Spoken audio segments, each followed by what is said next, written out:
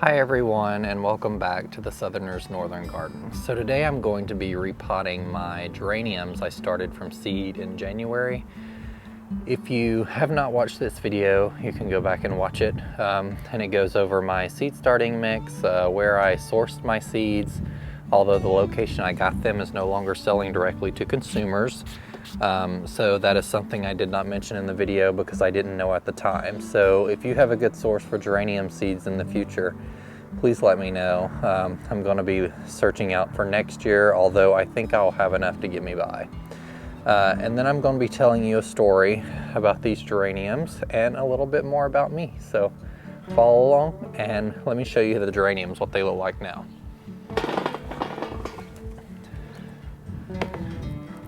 Here they are. So these are huge. Last year, I grew the same brand of seed from the same company, and they didn't get nearly as big. So I didn't have to pot them up.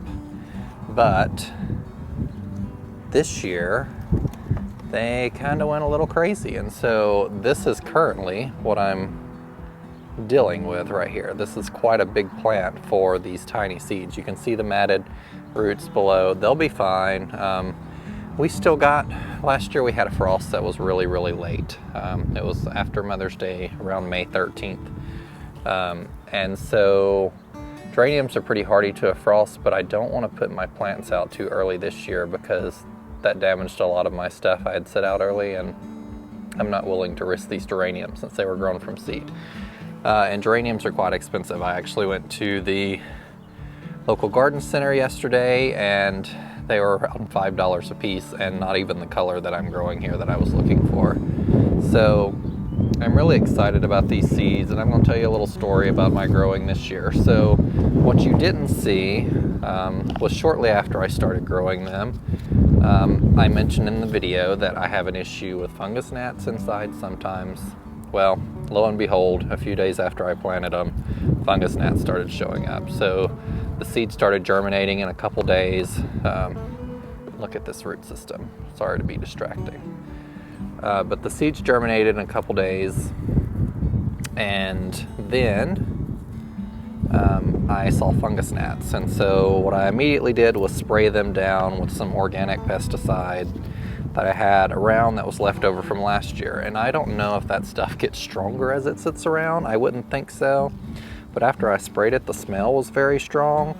And then me, not thinking, it actually damaged most of my seedlings. So I think this is one of the only ones that was from the original planting. So don't be stupid like me and do that. Don't take as drastic measures, and give them a while until they grow up before you start putting pesticides on them, even if they're organic.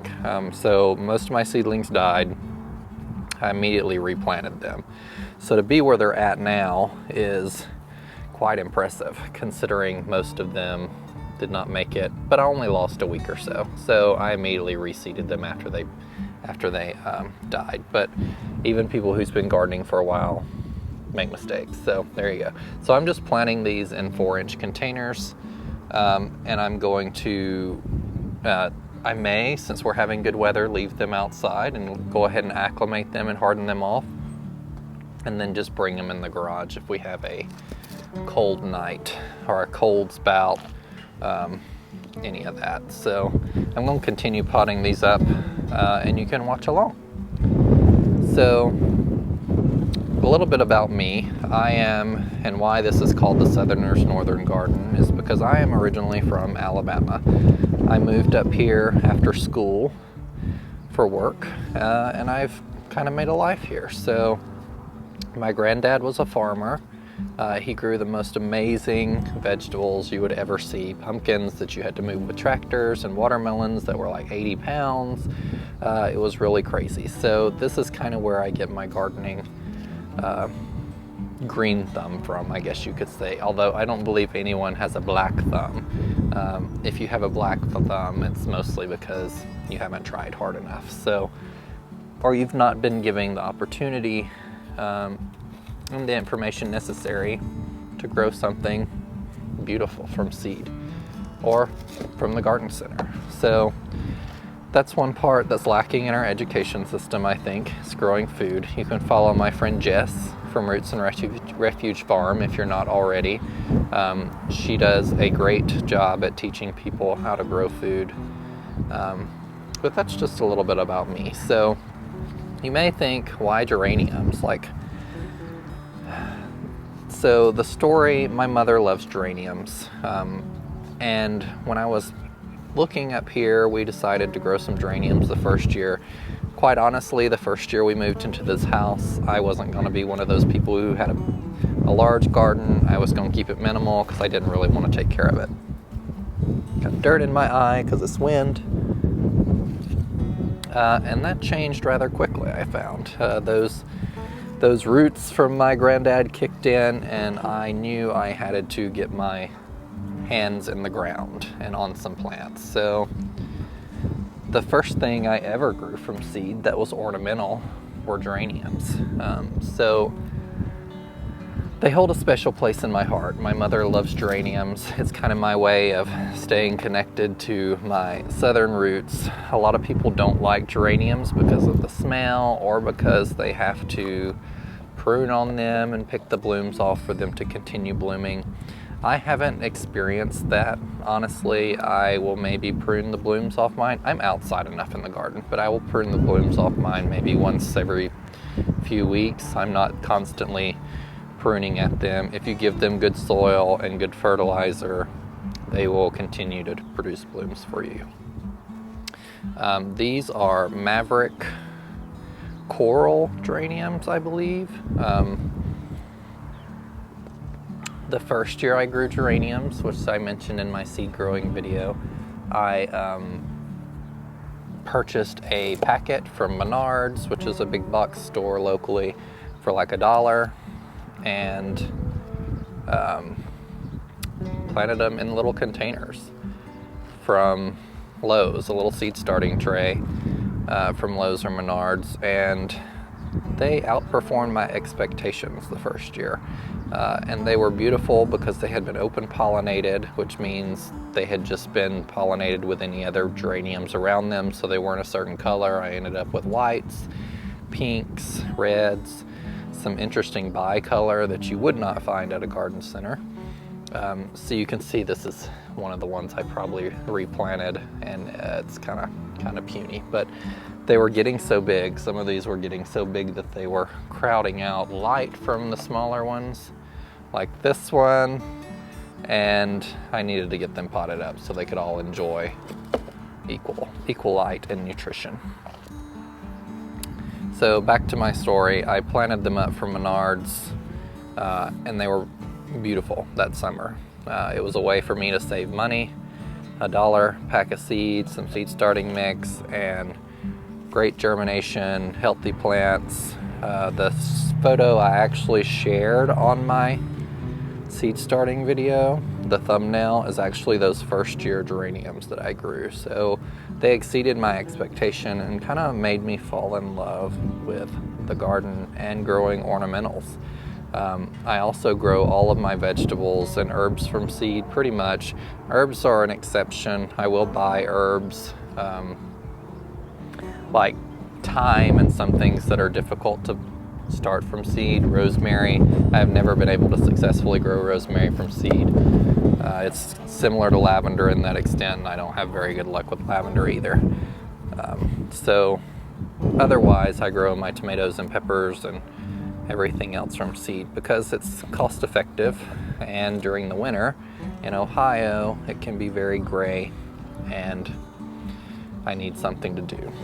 So it allows me to get my hands on some dirt and grow something beautiful and tasty.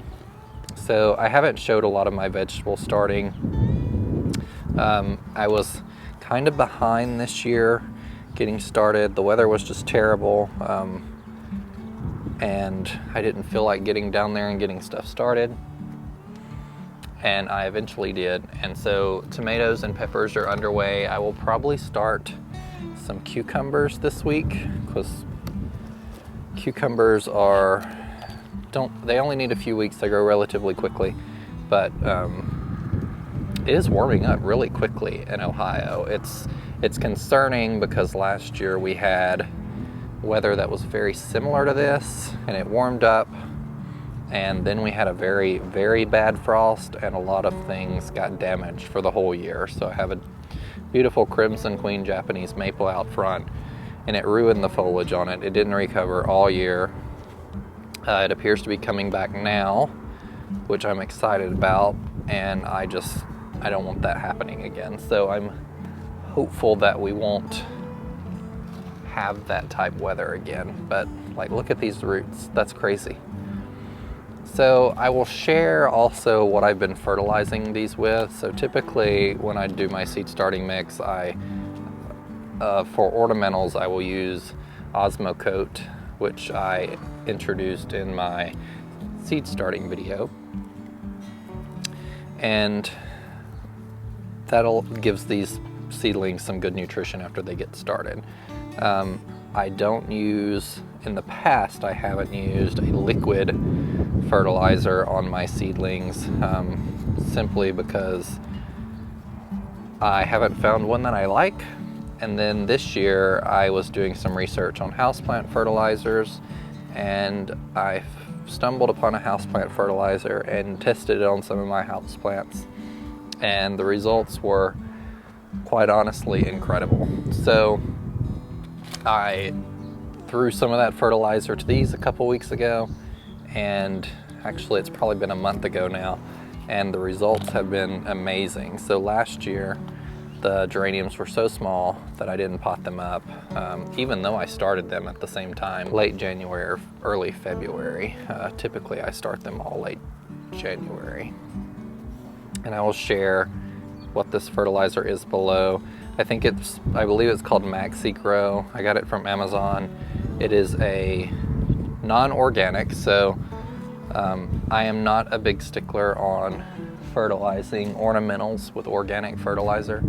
I will use organic fertilizer on ornamentals if the plants are being put directly in the ground at the seedling stage. I do not do that, but I will typically not put non-organic fertilizer in the soil because I want to feed the soil with organic fertilizer. I typically use 𝗟𝗶𝗸𝗲 products. Our local Costco sells 𝗟𝗶𝗸𝗲 Hollytone, which I buy 3 or 4 bags every season, if not more, and fertilize my entire garden with Hollytone.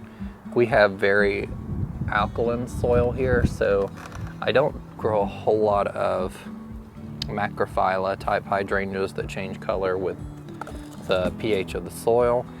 I have a couple and they always bloom pink.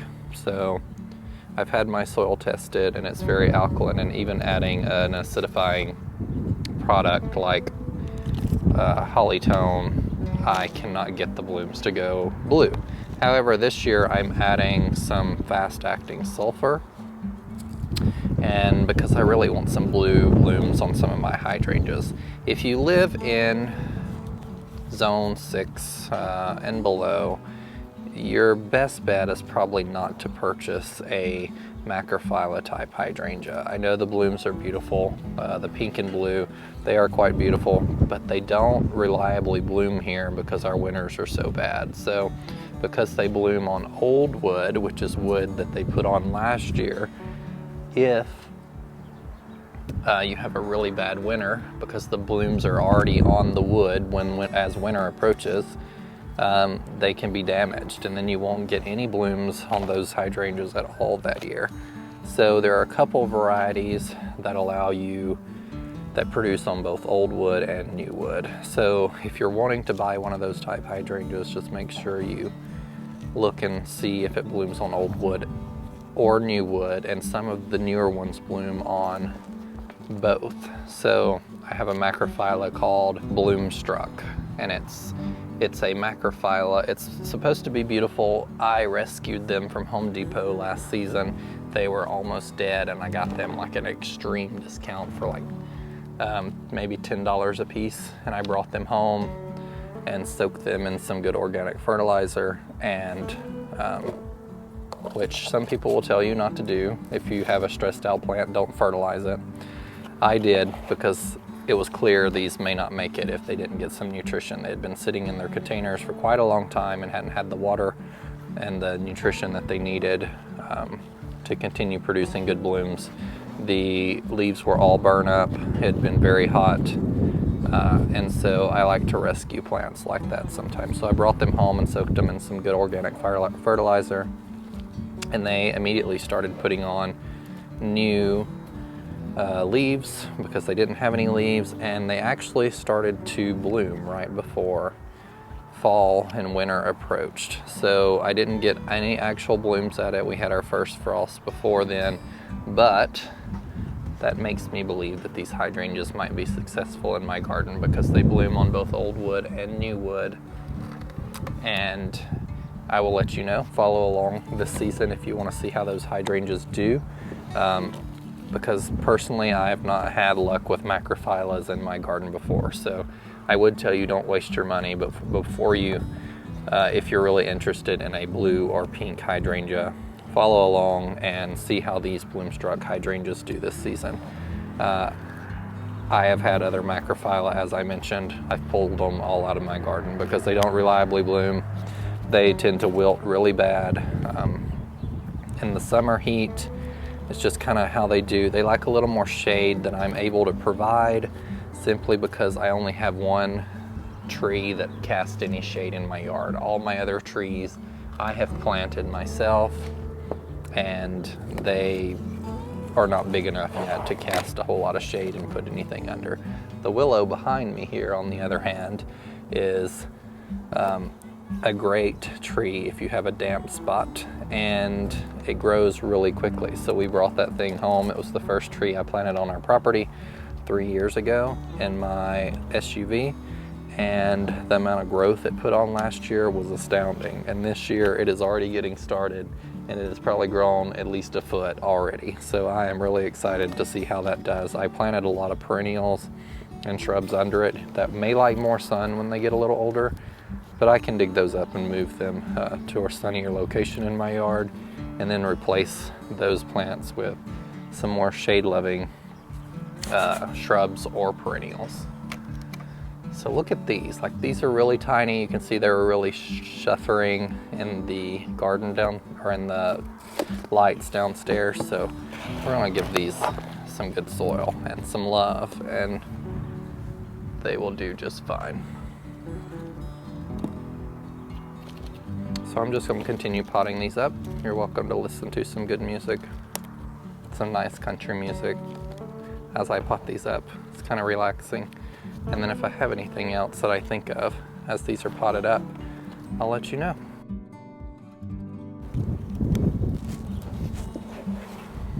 I was going to spend more time out in the garden today, but now that the sun is hanging around longer in the afternoon, I can get out here after work and do some gardening after work. So I'm trying to take it easy today and this weekend, and then I will get out and finish my perennial cleanup, because I still have quite a bit to go.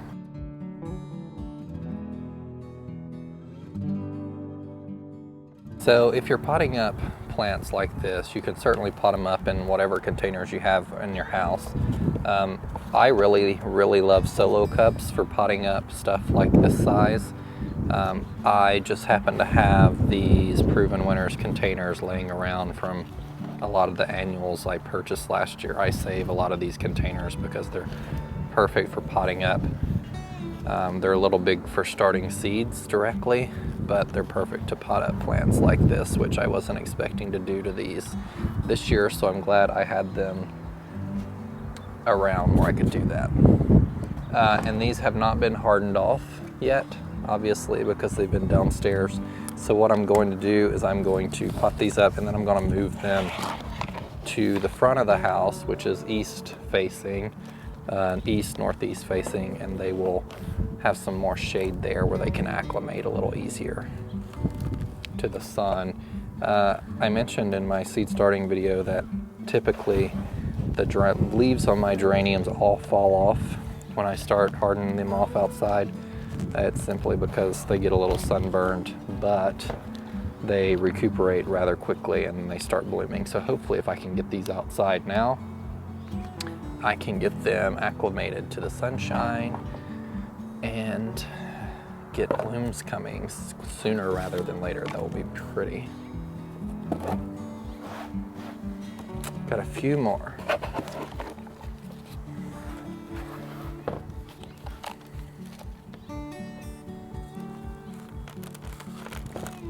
If you have any questions about like gardening in general, or something you would like for me to do, drop a comment below. I'm pretty responsive to comments. I've tried to be, because I want this to be a helpful educational experience for everyone, because I just started my journey like 2 or 3 years ago. So I was always kind of into plants in some aspect, even when I was in an apartment, I had little planters of containers and stuff on my patio.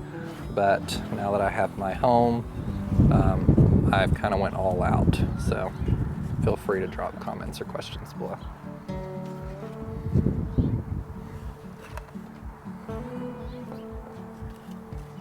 I have 2 here that are still super tiny, and I may not pot them up today because it would be kind of useless to do so, and they may not survive if I do that. So I'm going to leave them in their containers and take them back down to the basement and let them get some size on them before I consider potting them up. It looks like I just about put the correct amount of potting soil in my containers here. So I have very little left.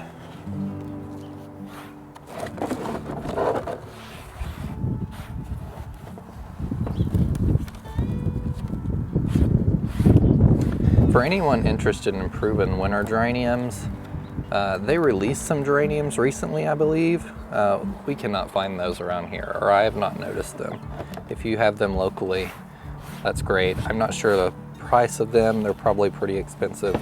I would expect along the lines of at least $5. That's typically what the Proven Winners annuals end up being around here, and I'm typically not going to pay that much for a geranium since I can grow them from seed.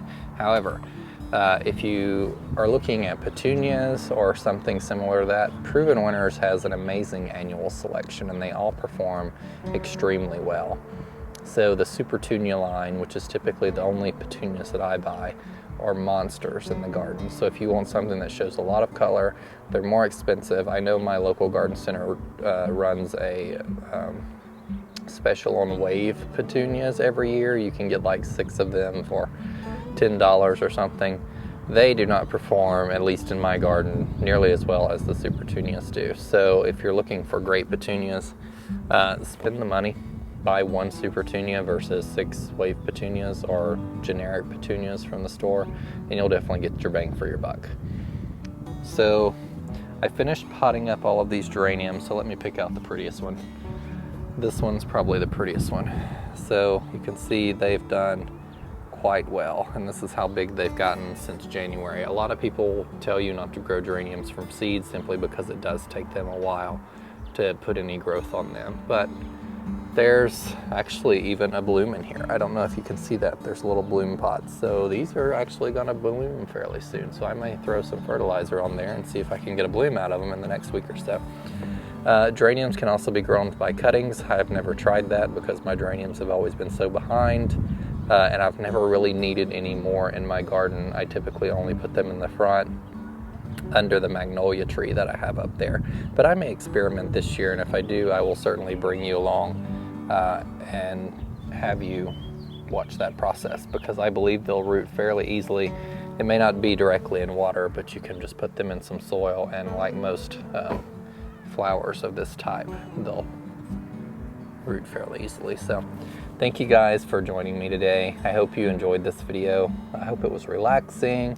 I just was kind of wanting to get these planted up so they would put on some new beautiful growth and get acclimated before full springs arrives and we don't have any more frost. So if you have any questions or comments below, or you have any recommendations, or you want to see something in the garden that I might work on or something of that nature, leave a comment below and let me know. And thanks for joining me, guys. Take care.